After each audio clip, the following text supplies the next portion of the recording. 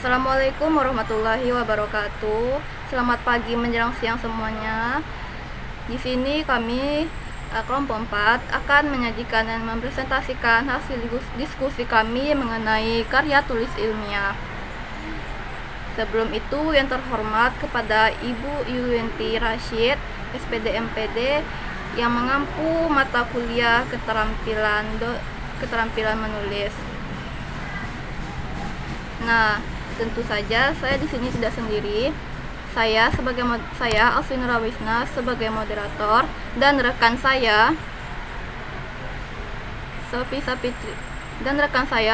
Sapitri Utami, Sylvia Nadila, Via Putri Rindiani, Jenny Yelia Citra, dan Jihan Suri Fadila. Untuk penyajian yang pertama adalah pengertian dari karya tulis ilmiah. Nah, penyajian yang pertama ini akan dijelaskan oleh rekan saya, yaitu Jenny. Kepada Jenny dipersilahkan. Baik, terima kasih moderator. Pada materi yang pertama ini itu mengenai pengertian karya tulis ilmiah. Nah, karya tulis ilmiah ini adalah karya tulis yang dibuat untuk memecahkan suatu permasalahan dengan berlandaskan teori dan metode-metode ilmiah. Biasanya karya tulis ilmiah ini berisikan data, fakta, dan solusi mengenai masalah yang diangkat. Penulisan karya ilmiah ini harus dituliskan secara terstruktur dan sistematis.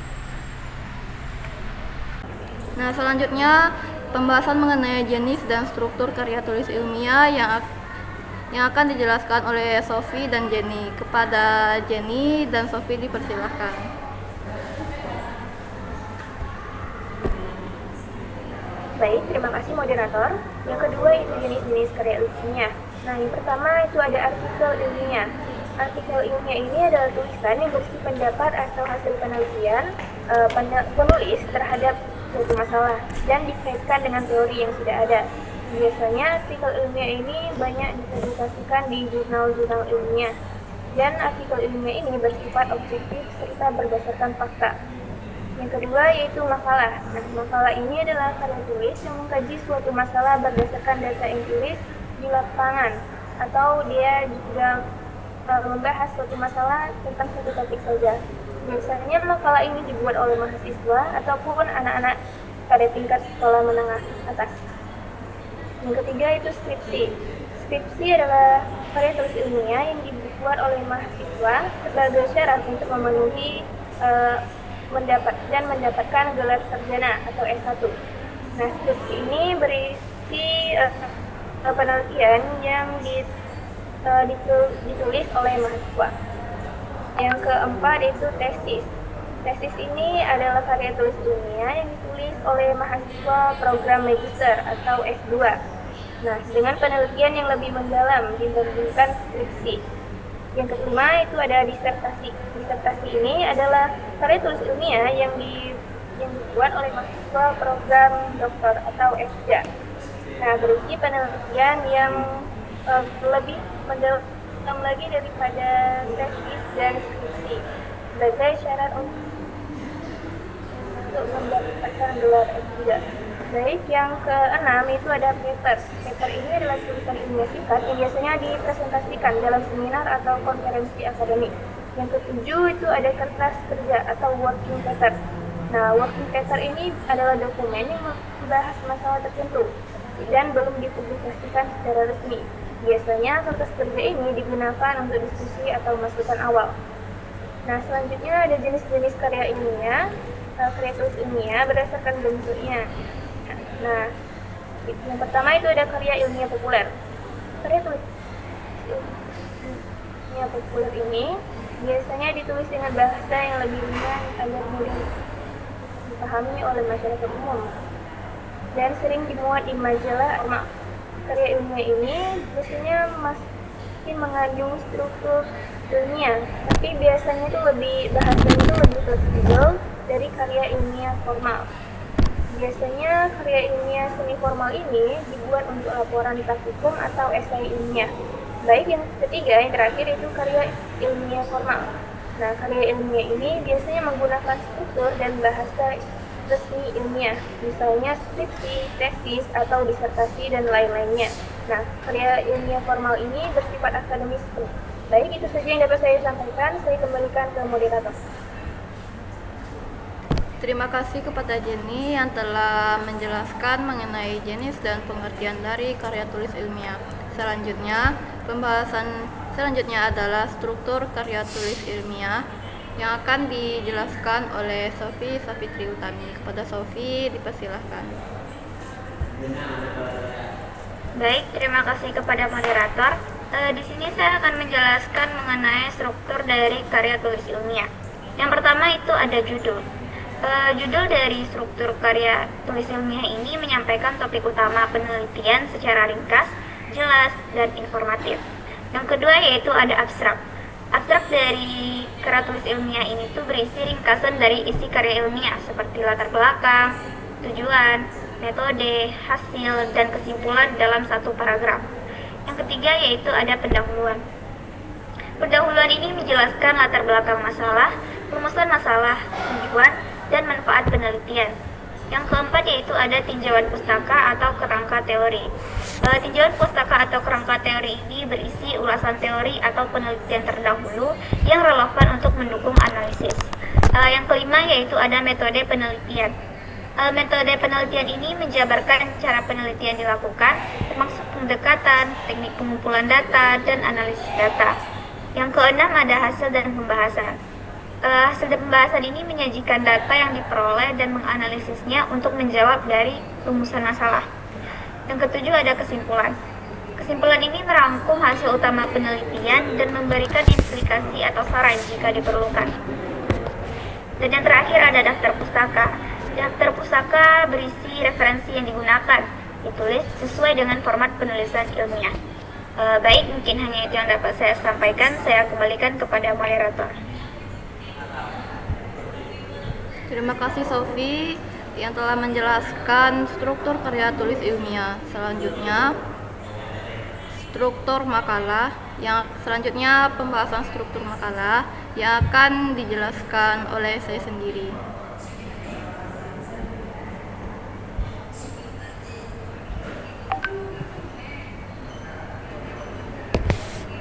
Struktur makalah. Di sini struktur makalah itu ada 7. Yang pertama ada cover.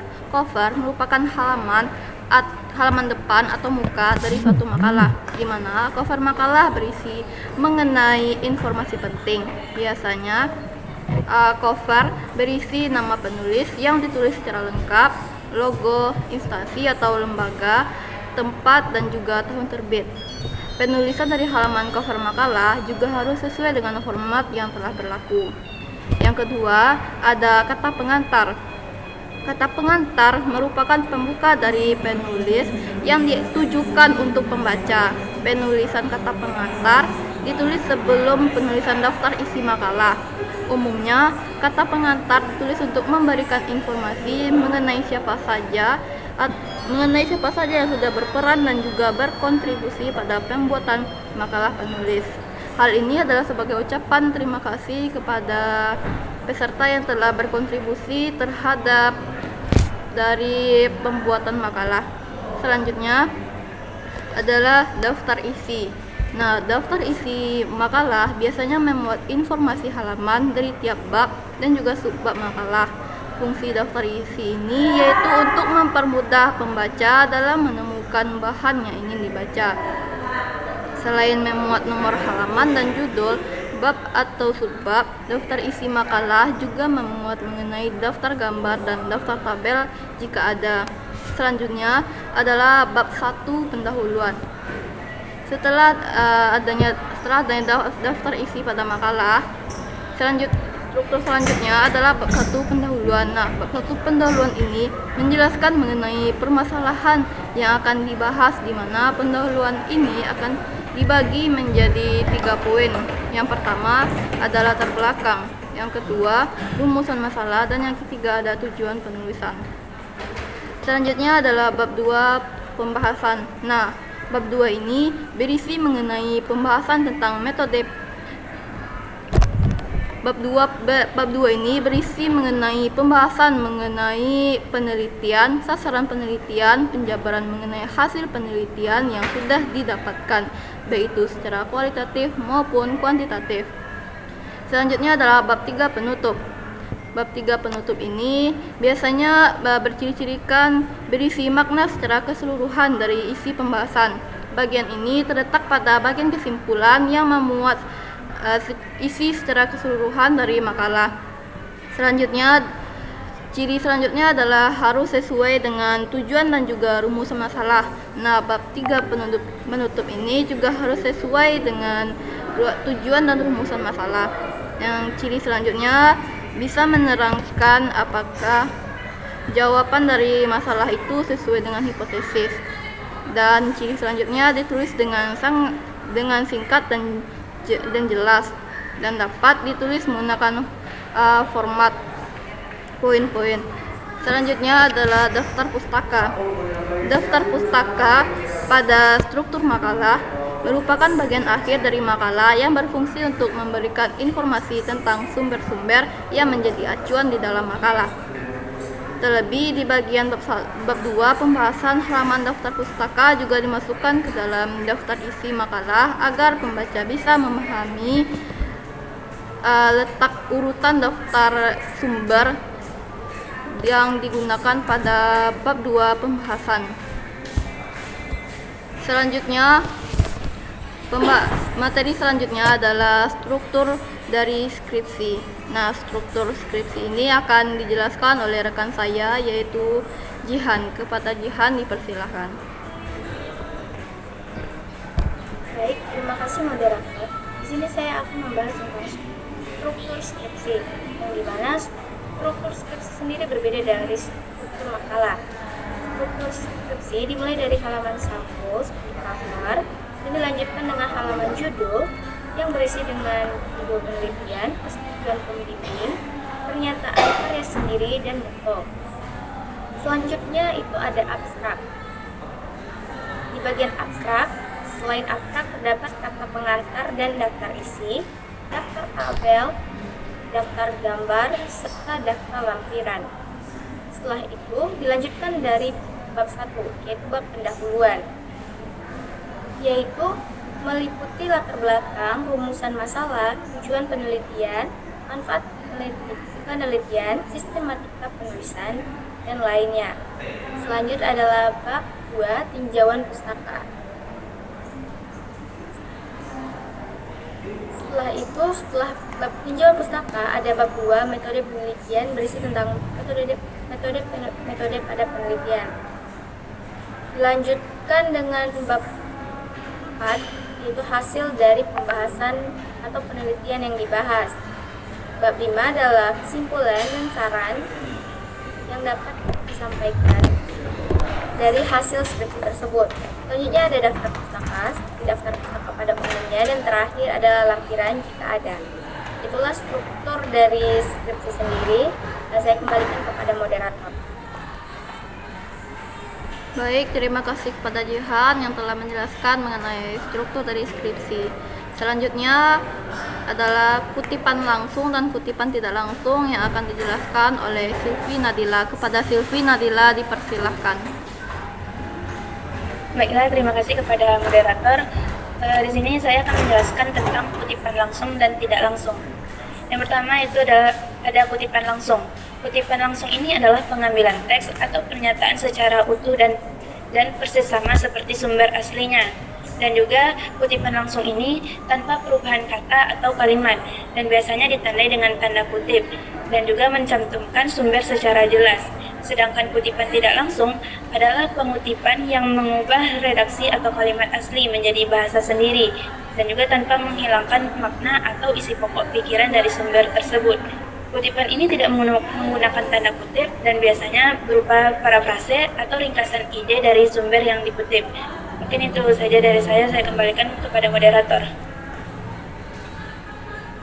Terima kasih kepada Silvi Nadila yang telah menjelaskan mengenai kutipan langsung dan kutipan tidak langsung. Selanjutnya adalah materi mengenai daftar pustaka yang akan dijelaskan oleh Via. Kepada Via dipersilahkan.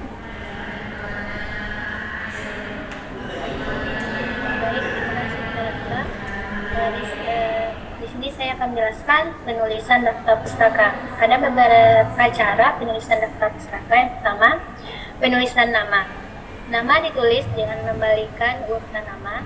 Contohnya Zain Malik menjadi Malik Zain. Yang kedua, tahun terbit ditulis setelah nama penulis.